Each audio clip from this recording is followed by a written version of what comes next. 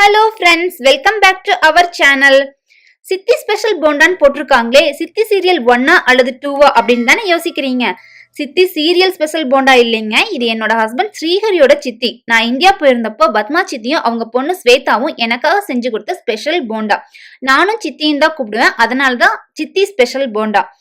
சித்தி ஸ்நாக்ஸ் செய்யறதுல எக்ஸ்பர்ட். டிஃப்ரெண்டா டேஸ்டா செய்வாங்க. நம்ம சேனல்ல ஆல்ரெடி நீங்க எல்லாம் பார்த்திருப்பீங்க. மசாலா பூரி, பேல் பூரி 2 in 1 காம்போ ரெசிபி. அதுவும் சித்தி எனக்கு செஞ்சு கொடுத்த ஸ்பெஷல் ஸ்நாக் தான். அந்த ரெசிபி பார்க்காதவங்களுக்கு லிங்க் மேல கார்ட்லயும் டிஸ்கிரிப்ஷன்லயும் போட்டிருக்கேன், பார்த்துக்கோங்க. இப்ப சித்தியோட ஸ்பெஷல் போண்டா எப்படி செய்யறதுன்னு பார்க்கலாம் வாங்க.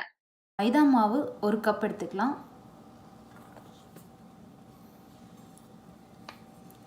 கால் கப் கோதுமை மாவு அதையும் இதில் சேர்த்திக்கலாம்.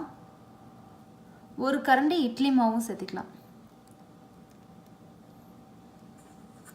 இந்த சேர்த்திருக்கிற மாவு கூட பெரிய வெங்காயம் சின்னதாக கட் பண்ணி வச்சுருக்கேன், பாதி பெரிய வெங்காயம், அதையும் இதில் சேர்த்திக்கலாம்.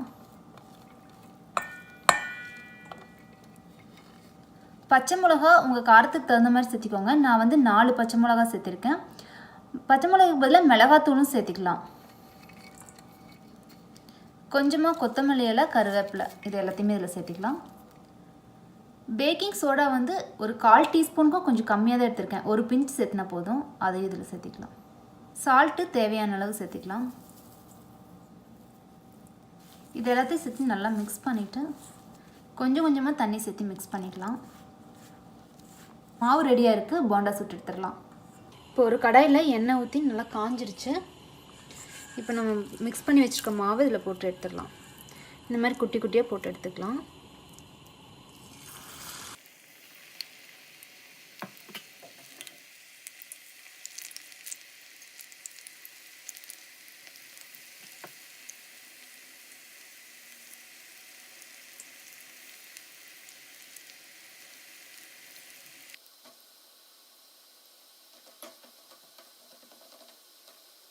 இப்போ போண்டா ரெடி ஆயிடுச்சு, இதை நம்ம எடுத்துடலாம்.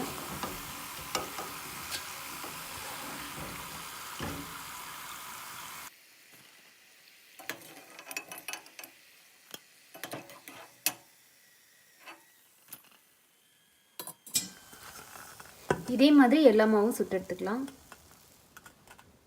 நான் இன்னைக்கு எடுத்துக்கிட்ட அளவுகளில் சின்னதாக 30 போண்டா வந்துச்சு. உங்களுக்கு எந்த அளவு வேணுமோ அந்த அளவுக்கு தேவையான பொருட்களை எடுத்துக்கோங்க.